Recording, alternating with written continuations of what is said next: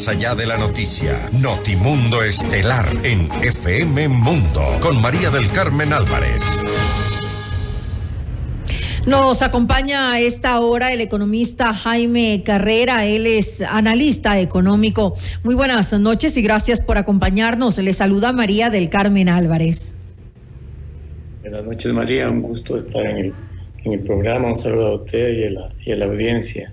Gracias nuevamente. Gracias por la invitación. A usted, gracias por estar aquí junto a nosotros. Economista Carrera, sin lugar a dudas, un acuerdo comercial que ha generado pues mucha expectativa por el gran tamaño de mercado que tiene. Estamos hablando de 1.400 millones de personas, 1.400 millones de consumidores para nuestro país. Y también además porque el gigante asiático se ha ido convirtiendo en uno de los principales socios comerciales que tenemos en estos momentos no petroleros, obviamente, en el país. Sin embargo, ha habido también, por otra parte, recelo de este Tratado de Libre Comercio por ciertos sectores que pueden sentir que podrían en su momento haber sido perjudicados. ¿Qué análisis podemos hacer ahora de este acuerdo con el gigante asiático? Esta es una economía dolarizada. El Ecuador no tiene otra manera de crecer si no es atrayendo dólares del exterior. No hay otra forma. Y los dólares que vienen de afuera vienen de las exportaciones, de inversión extranjera directa, de préstamos externos y flujo de capitales. De allí que firmar acuerdos comerciales es una vía idónea para fomentar el crecimiento del país, para que entren dólares al Ecuador, para que el Ecuador asimile tecnologías, para que el Ecuador, al firmar acuerdos comerciales, sienta la necesidad de ser más competitivo y, en general, para que el Ecuador se emprenda una ruta de crecimiento vía las exportaciones. No hay manera de que el Ecuador crezca si no mira hacia afuera. El Ecuador debería transformarse en un país exportador. Todos los ecuatorianos deberíamos ser exportadores. De allí que en esa dimensión el acuerdo con China va a ayudar en esa dirección, ¿no? Un mercado, como usted lo mencionó, de 1.400 millones de personas, que además es complementario. China necesita mucho de lo que produce el Ecuador, principalmente en el sector agrícola. El camarón, que ya es una fuente importante de exportación hacia China, y la oportunidad de abrir el espacio para otros productos que el Ecuador podría exportar a la China, ¿no? Claro que no va a ser una tarea fácil, una tarea de mediano y largo plazo, que va a necesitar tecnologías, va a necesitar inversión extranjera en el sector exportador, que va a ser muy importante. Va a necesitar mantener un nivel de competitividad adecuado para poder ingresar a ese mercado, y no solo a ese mercado, a los mercados del mundo en los que pueda el Ecuador aspirar a ingresar y a competir. ¿Estamos en Ecuador preparados para abastecer a un mercado de ese tamaño? Bueno, desde hace 50 años decimos que el Ecuador no está preparado para nada, ¿no? Es decir, nunca el Ecuador está preparado para nada, pero sí ha estado preparado para depender del petróleo, para alejar la inversión extranjera directa, para no exportar, para no traer capitales. Y lamentablemente en el Ecuador existe ese prurito, ¿no? Nunca estamos preparados para nada y solo esperamos que hayan colapsos para cambiar, ¿no? Y cualquier momento es el momento para exportar, y más en este momento en el que el Ecuador vive una crisis de todo género, en el fisco, en la gobernabilidad, en la inseguridad, en la falta de dólares que entren, en la falta de préstamos, en un elevado riesgo país. Bueno, pues este es el momento para tratar de mirar de otra manera al país. ¿Qué tanto puede incidir esto y ayudar pues a abaratar los costos de producción, tomando en cuenta la gran cantidad de materias primas, de insumos, de equipos que se utilizan justamente en este proceso? Bueno, si es que importamos con cero aranceles, bajan los costos y el sector productivo nacional se va a ver favorecido, ¿no? Uh-huh. Si alguien importa maquinaria, por ejemplo, por decir una cifra, con un arancel del 10%, y luego va a poder importar con cero arancel, bueno, se disminuyen los costos de producción y por tanto el consumo interno puede verse favorecido, uh-huh, como también acceder a los mercados internacionales con menos costos, ¿no? Y de China se importan muchas cosas. Uh-huh. Se importan maquinarias, se importan celulares, se importan computadores. Y usted ve ahora en el mercado inundado de créditos de vehículos chinos. Así es. ¿Por qué los ecuatorianos compran vehículos chinos? Porque cuestan menos. No sé si tengan la calidad de los otros, pero efectivamente cuestan menos y las personas lo compran por esa razón. Lo mismo va a pasar con otros productos que se importen, ¿no? Bajan de precio con cero aranceles, cuestan menos, y si son insumos o maquinadas para la producción, bueno, la producción baja, disminuye los costos y es más competitiva. Claro, siempre habrá sectores en el país que no están de acuerdo con esto. Uh-huh. Pero parece ser que en el acuerdo hay ciertos sectores que están protegidos. Uh-huh. Por ejemplo, los textiles u otros sectores que van a tener muchos años de desgravación progresiva hasta que puedan ser competitivos. Pero ningún acuerdo tiene absolutamente ganadores. Siempre va a haber perdedores, ¿no? Los que no pueden competir, porque además el Ecuador está acostumbrado a no competir, a que el Estado le dé todo. Entonces aquellos sectores que no pueden competir, bueno, pues tendrán que encontrar otras formas de producir o abrir otros nichos de mercado. Pero ese es el reto del país, ¿no? Ser más competitivo. Creo que la palabra que en el Ecuador tiene que estar en todos los ecuatorianos es ser competitivo. Es decir, si en el mundo el Ecuador, en una economía dolarizada, quiere progresar, tiene que ser mejor que el resto, producir mejor que el resto, generar mejores condiciones que el resto de países del mundo.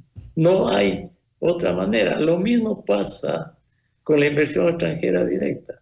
Si queremos atraer inversión extranjera directa, tenemos que brindar las condiciones, mejores condiciones uh-huh, el resto del mundo.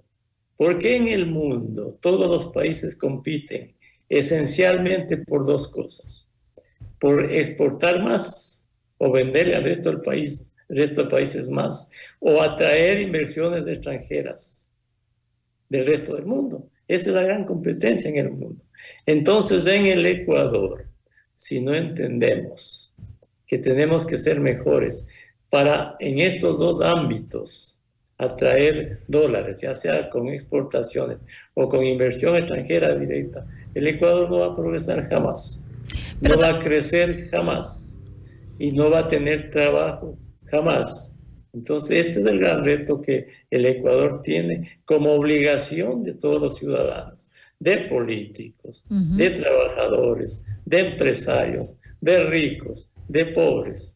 Hay que exportar, exportar y exportar, atraer inversiones a raudales, y para eso necesitamos un país que genere confianza, un país que sea gobernable, un país que se una en torno a estas grandes finalidades. Sin lugar a dudas, se hace necesario ser, usted lo ha dicho con claridad, ser competitivos en los mercados internacionales, pero para eso también se vuelve fundamental que haya el apoyo gubernamental a las diferentes industrias, obviamente a todos estos productos con los cuales se tiene la intención de exportar, porque obviamente aquí muchas veces resulta muy costoso por ejemplo, la mano de obra, elaborar los productos y eso obviamente complica la situación de los productos ecuatorianos en el mercado internacional. Pero claro, es que estas cosas no entienden en el Ecuador. Los trabajadores salen a protestar por mayores salarios. Y tenemos un mínimo vital de $450, que es uno de los más altos de América Latina. Así es. Y eso hace menos competitivo al país.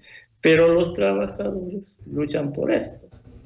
Pero no comprenden que los que no tienen trabajo pueden encontrar trabajo cuando exportemos más y seamos más competitivos.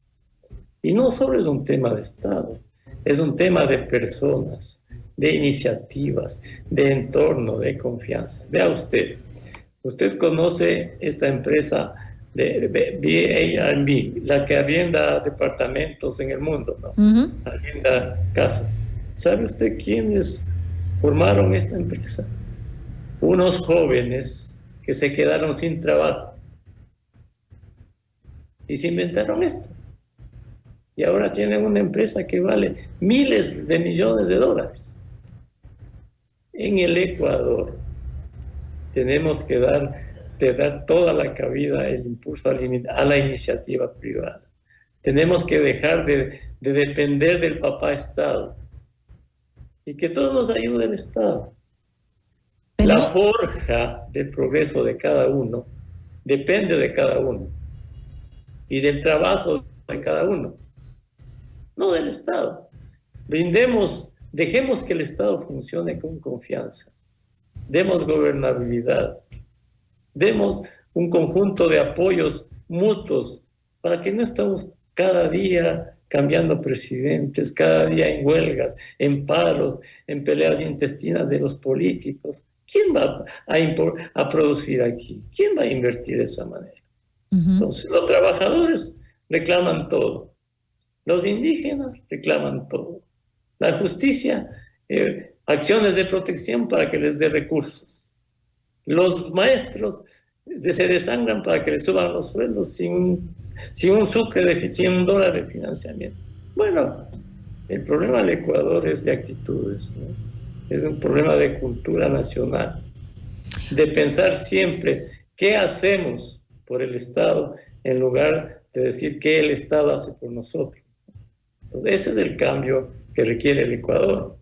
Y este es un momento para cambiar. Además que se tiene que dejar de depender del petróleo, por ejemplo. Es importante lo que usted dice, enfocarse en las exportaciones de otros productos, de productos no petroleros, para que el país pueda salir adelante y ya no tener que depender pues del petróleo como tal. Exactamente. Llevamos 50 años nos acostamos y nos despertamos preguntando cuál es el precio, el valor del petróleo. 50 años. Claro. Y estamos como estamos. En 50 años el Ecuador no ha sido capaz de encontrar el camino al desarrollo por su propio bien, por su propio actuar, por su propio trabajo. La misma China con la que estamos haciendo el acuerdo comercial ahora que se va a firmar. Usted ve que en el año 78, 79, China se abrió al mundo y dijo hay que producir y vamos a atraer inversiones extranjeras y vamos a exportar al mundo. Eso hizo China en el 78 y hoy es una potencia. ¿Qué hizo el Ecuador en el 78, 79? Vino la democracia y lo primero que hizo fue duplicar los sueldos y el presupuesto nacional sin un sucre de financiamiento. Y de allí hemos venido de crisis en crisis. Y así no podemos progresar, ya que vamos a firmar un acuerdo con China. Sigamos el ejemplo de China. China se abrió a los capitales y todo el mundo quiso entrar a China a producir. Y China comenzó a atraer capitales y a asimilar tecnologías. Y hoy es una potencia tecnológica que todo el mundo está temiendo, incluso está temiendo a la inteligencia artificial que se produce en China, ¿no? Entonces, ¿por qué no aprendemos eso en el Ecuador? Y creemos que produciendo menos de $500 al mes vamos a vivir como Dinamarca. ¿Quién vive con $500 al mes en el país? Nadie.